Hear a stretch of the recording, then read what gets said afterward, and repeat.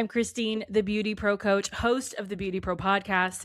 And today we're going to be talking about some bold things. We are challenging the common belief that being fully booked equals financial success. We're going to be teaching you how to identify your profit leaks, increase your revenue without working more hours, working smarter, not harder, and start thinking like the CEO of your business that you are. So let me ask you, are you booked out 6 weeks, but you're still stressing about paying your bills? Do you have a waiting list, but barely have any money left after paying your expenses? Are you constantly working, but never feeling like you're getting anywhere financially or otherwise? Here's the uncomfortable truth. You can be fully booked and still be building the wrong business. Just because your calendar is completely full, it doesn't mean that you're financially free. Okay. So I want you to stop chasing a packed schedule and start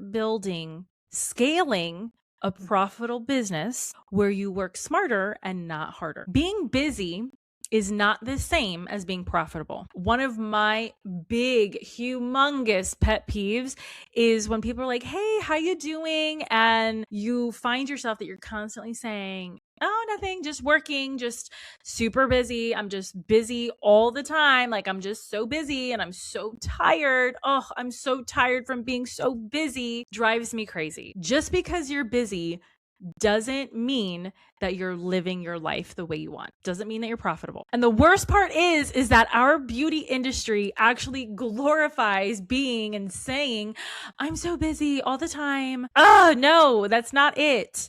All right. We need to. And then the other thing is we celebrate. Oh my God, I'm booked solid. Oh my goodness, I don't have an opening for 6 weeks. I'm working 6 days a week. And I know I just recorded an episode about how you can be fully booked in the salon. And the thing is that it's balance. You want to know and be booked, but then it comes to a point where you're booked too much and you're not living your life. You need to be able to do and know both things and still know when it's becoming too much for you. And that threshold is going to be different for every single beauty or barber pro. A great example is my busy life. My booked and busy is so different than probably anyone and everyone else. From my one-to-one coaching schedule to working in the salon to recording episodes for the podcast to having my own continued education that is going to fill my heart and soul up to having a life to working out to spending time with my dog. Like I'm busy, but it's going to be very different than you're busy. So even though you ask yourself all those questions and all those things that I said before, I want you to really look into yourself and be like, okay, what's left after the booth rent? What's left from the product costs, the credit card fees, the taxes, education, marketing, insurance, supplies? Like you need to know what that number is after all of those things. What's happening is, especially with the suite stylists and the independent stylists, which there is absolutely a place for them in the industry. There's a place for everyone in the beauty industry, but the lines are getting blurred as to revenue, how much revenue you're getting versus your income.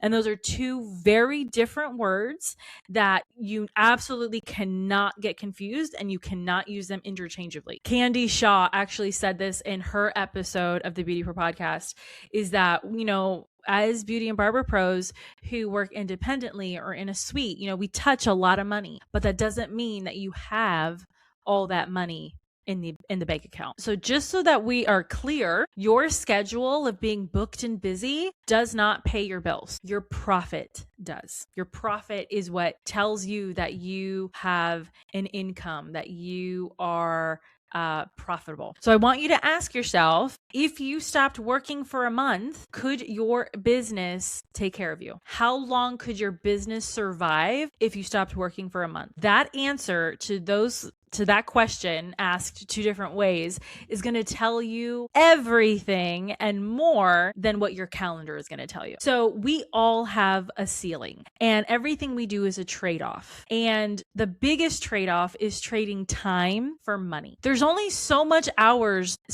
hours that we can work behind the chair. Okay. And depending on your pricing methodology and how you formulated your base price and hourly rates, like there's a ceiling to all of it. Why? Because we're human. We're not robots, and we're not going to allow robots to take our jobs as beauty and barber professionals, because we are human beings and we thrive on connection in so many different ways.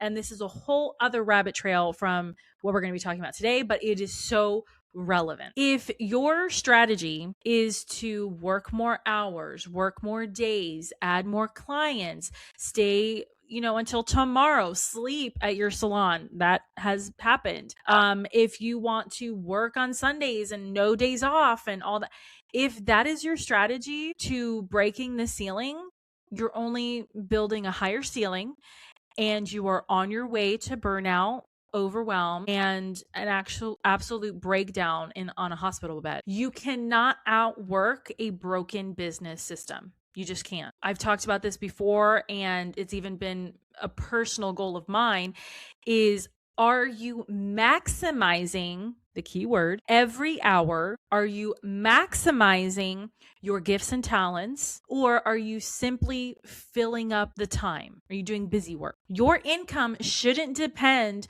on sacrificing time with your children, your husband, your wife, building memories, your friends and family, like doing the things that you actually want to do. Hello, sleep. If you're sacrificing your sleep, you are cheating yourself of a life well lived. Not to mention, you're probably getting fat. You need sleep for everything. Here's the other thing too, is that your average ticket is probably too low. So you're probably charging not the right amount. It's not about needing more clients. You probably don't. You probably are slammed. But maybe you need more value during each 30 minutes, hour and a half, 2 hours. Like you need to be investing more time into your clients so that you can charge more. That way your time and your price can be going together instead of indirectly as a trade-off. Make sense? Hey guys, really quickly, I know this is a great episode, but I just have to share really fast. Something no one tells you is the better your business does, the more time it takes to run it. More appointments and more locations end up meaning more hours spent on scheduling, follow-up, and marketing instead of time with your clients and staff, let alone your friends and family. There's a better way where you can keep growing and get more time back. Gloss Genius is the intelligent system that handles more of the work for you: scheduling, payment, staff management, marketing, and client follow-up, all done automatically, working in the background to fill your calendar, grow your revenue, and keep clients coming back. 120,000 beauty and wellness businesses trust it to run their operations so they can focus on their vision. Are you ready to earn more and actually get your time back? Use code BeautyPro at glossgenius.com for 15% off your first 2 months of their premium plan. Let's get back to the show. So how can we increase our average ticket ethically and justify it so that we don't feel like a slimy salesman, right? Better consultations. We need to know what the people want so that we can deliver, right? And then when we deliver, we're going to under promise and over deliver. Give them more than what they're asking for. Surprise them. Are we going to recommend retail? Are we going to give them upgrades? Of course, we got to give them a taste first so that we can charge later, right? Give them what they want. Are we going to have bundles, packages, membership programs, maintenance plans? Like these are things that we can do. I just heard and saw a hairstylist who was able to provide a package system for her luxury client. This client was a high ticket, high paying client.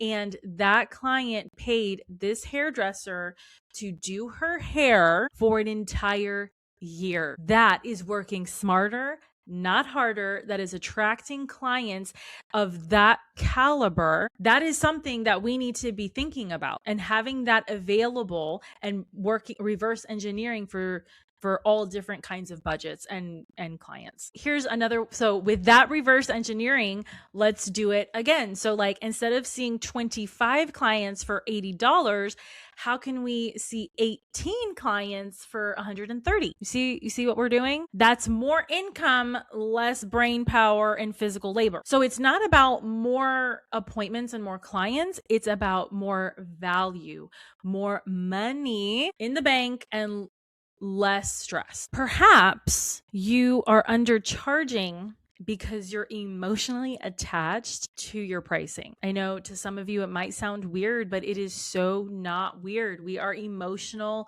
creative beings, and it happens. That mindset of thinking that my clients can't afford it, I don't want to lose people, I live in a real country town, or someone down the street charges even less than I do, like, or I've always charged this. Like, instead of thinking that way, I want you to be asking yourself, like, hasn't everything for you and for your client gotten more expensive? Like gas, eggs, milk, rent, color, supplies, like everything has gone up. So why, first of all, why are you going to be less? Okay, that's not working smarter. That's working very, very, very dumb. Let's call it for what it is. We want to be smarter, not dumb. The truth is that we are not living like it was before COVID. We are very much living in a time after COVID, and things have radically changed. What we know life was before, it's not the same. And so we have to match with the times, and we have to fast forward and do that quickly so that we don't get left behind and drown in poverty, essentially. We have to be confident, not apologetic, right? There's a time and place for everything, but for the sake of today, we are focusing on confidence and becoming the best version of ourselves in the future. We want our future selves to thank us. So here's the other thing too, that a lot of beauty and barber professionals, we all know our schedule, we know our formulas, we know our clients' birthdays and their favorite coffee order, but what we don't know is how to read a profit and loss statement. We don't know our monthly, weekly profits. We don't know or have a savings goal. We don't know our tax obligations. We don't know retirement contributions. We don't have an emergency fund. Some of us are still doing our business with our personal accounts, and that just drives me nuts. And I talk about it in my in-person classes too. Like, we do not do that. We are two separate entities. Let's not go down that rabbit hole. Sure, you can say that you're bad with money, but the reality is you don't have a plan. There's no assignment, right? Like, we have our schedule for the day and our formulas. We need to have that same kind of thing, but for our money and for our mindset and for everything going on with that.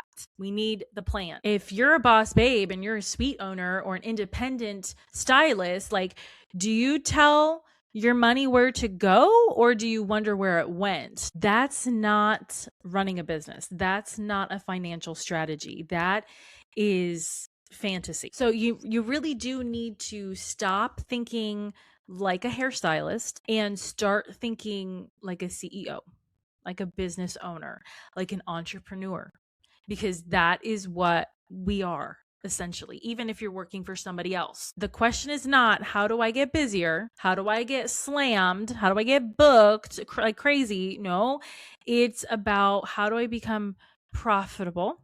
How do I scale? How do I create systems? How do I improve client retention, improve my reputation?